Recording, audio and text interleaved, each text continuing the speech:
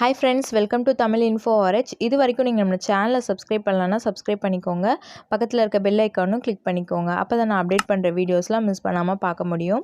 இன்றைக்கி டாமினோ ஸ்டைலில் டாக்கோஸ் எப்படி பண்ணலான்னு பார்க்கலாம். இதுக்கு ஒரு பவுலில் 2 டேபிள் ஸ்பூன் அளவுக்கு ஆயில், 1 டேபிள் ஸ்பூன் அளவுக்கு உப்பு சேர்த்துருக்கேன். 1.5 கப் அளவுக்கு கோதுமை மாவு எடுத்திருக்கேன்.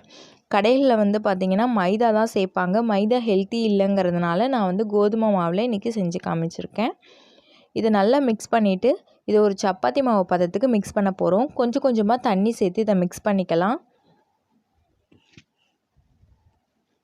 நம்ம சப்பாத்தி எப்படி பண்ணுவோமோ அதே மெத்தடில் தான் நம்ம வந்து இப்போது பேஸ் வந்து ரெடி பண்ண போகிறோம். பாருங்கள், மாவு ரெடி ஆகிடுச்சு. இது ஒரு அரை மணி நேரம் போல் அப்படியே இருக்கணும். ஸோ மாவு காயாமல் இருக்கிறதுக்காக கொஞ்சமாக எண்ணெய் சேர்த்து ஃபுல்லாக அப்ளை பண்ணிக்கிறேன். இதை மூடி போட்டு வச்சிடலாம். இது ஓரமாக இருக்கட்டும். அடுத்து வந்து பார்த்திங்கன்னா ஆனியனை வந்து நீல வாக்கில் கட் பண்ணிக்கோங்க. நான் இன்றைக்கி இந்த மாதிரி ஓரளவுக்கு மீடியம் சைஸில் இருக்கக்கூடிய ஆனியன் ஒரு 4 எடுத்திருக்கேன். கூடவே சீஸ் வந்து எடுத்திருக்கேன். சீஸ் வந்து உங்களுக்கு துருவணுன்னா துருவிக்கலாம், இல்லை குட்டி குட்டியாக கட் பண்ணுறதெல்லாம் கட் பண்ணிக்கலாம். நான் இன்றைக்கி வீட்டிலையே சில்லி ஃப்ளேக்ஸ் வந்து ரெடி பண்ணிக்க போகிறேன். அதனால் ஒரு 10 சில்லி வந்து ரெட் சில்லி வந்து நான் எடுத்திருக்கேன். இதை 1 ஸ்பூன் ஆயிலில் இந்த மாதிரி லைட்டாக ஒரு நிமிஷத்துக்கு வறுத்து இதை எடுத்து மிக்ஸி ஜாரில் ஆட் பண்ணி பொடியாக்கிக்கலாம். இல்லை உங்கள்கிட்ட இன்ஸ்டண்ட்டாக சில்லி ஃப்ளேக்ஸ் இருக்குன்னா நீங்கள் டைரெக்டாக யூஸ் பண்ணிக்கலாம். இந்த மெத்தடை ஸ்கிப் பண்ணிக்கலாம். மிளகாய் வந்து ஆறுனதுக்கப்புறமா நான் வந்து அரைச்சிக்கிறேன். இப்போ அதே ஆயிலில் நான் கட் பண்ணி வச்ச ஆனியனை வந்து வதக்கி எடுத்துக்கிறேன். இந்த ஆனியனுக்கு தேவையான அளவு உப்பு சேர்த்துக்கலாம்.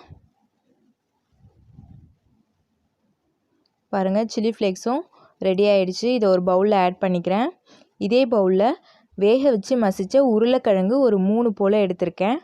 கொஞ்சம் ஓரளவுக்கு பெரிய சைஸ், நல்லா வெந்திருக்கு. இப்போ இதையுமே அந்த சில்லி ஃப்ளேக்ஸ் கூட ஆட் பண்ணிக்கிறேன். வெங்காயம் இந்த மாதிரி கண்ணாடி போல் வதங்கினாலே போதும், ரொம்பலாம் டீப் ஃப்ரை பண்ணணுன்னு அவசியம் இல்லை. இப்போ இதையுமே அந்த உருளைக்கிழங்கு கூட சேர்த்துக்கிறேன். ஆனியனில் ஆல்ரெடி உப்பு சேர்த்துட்டோம். இந்த உருளைக்கிழங்குக்கு மட்டும் தேவையான அளவு உப்பு சேர்த்துக்கலாம். இதை நல்லா மிக்ஸ் பண்ணிக்கலாம். நான் மிளகாத்தூள் எதுவுமே சேர்க்கல. அந்த சில்லி ஃப்ளேக்ஸே பாருங்கள் எந்த அளவுக்கு நல்ல கலர் கொடுக்குதுன்னு. அவ்வளோதாங்க, உள்ளே வைக்கக்கூடிய ஸ்டஃபிங்கும் ரெடி. இப்போ வந்து பேஸ் வந்து ரெடி பண்ணிடலாம். மாவை வந்து இந்த மாதிரி 4 ஸ்ப்ளிட் பண்ணி எடுத்திருக்கேன். ஃபஸ்ட்டு இதிலேருந்து ஒரு உருண்டை எடுத்துடுறேன். ஒரு ஒர்க்கிங் சர்ஃபேஸில் கொஞ்சமாக கோதுமை மாவை தூவி விட்டுட்டு அதுக்கு மேலே நம்ம சப்பாத்தி திரட்டுவோம்ல அந்த மாதிரி திரட்டிக்கலாம். நல்லா பெருசாக திரட்டிக்கோங்க. இப்போது ஒரு சின்ன பவுல் வச்சு உங்களுக்கு தேவையான சைஸில் இந்த மாதிரி கட் பண்ணி எடுத்துக்கலாம். அப்படி இல்லைன்னா சின்ன சின்ன உருண்டைகளாக்கி நீங்கள் வந்து அதை திரட்டி எடுத்துக்கலாம். உங்களுக்கு எது கரெக்டாக இருக்குமோ நீங்கள் அந்த மாதிரி செஞ்சுக்கலாம். அவ்வளோதான், ரெடி ஆகிடுச்சு. இப்போ வந்து இதை ஒரு பேனில் ஆயில் எதுவும் ஆட் பண்ணாமல் லைட்டாக ஒரு நிமிஷம் போல் ஒரு பக்கத்துக்கும் இன்னொரு பக்கத்துக்கும் வேக வச்சு எடுத்துக்கலாம். லைட்டாக ரோஸ்ட் ஆனால் போதும். ரொம்பலாம் வந்து சப்பாத்தி மாதிரி போடணும்லாம் அவசியம் கிடையாது. பாருங்கள், அந்த கலர் கூட சேஞ்ச் ஆகலை. அதுக்குள்ளேயே நான் வந்து இதை எடுத்துடுறேன்.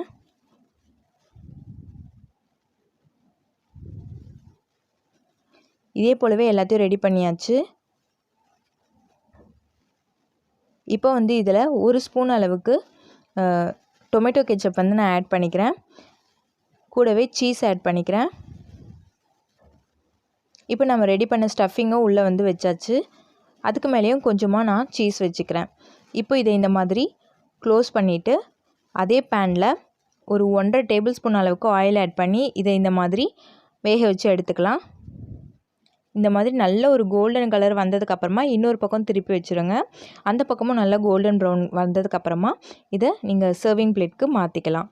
பாருங்கள், எவ்வளோ சூப்பராக ரெடி ஆகிடுச்சு. நான் இன்றைக்கி மைதா யூஸ் பண்ணாமல் கோதுமை மாவுலேயே செஞ்சுருக்கேன். ரொம்பவே ஹெல்த்தியும் கூட.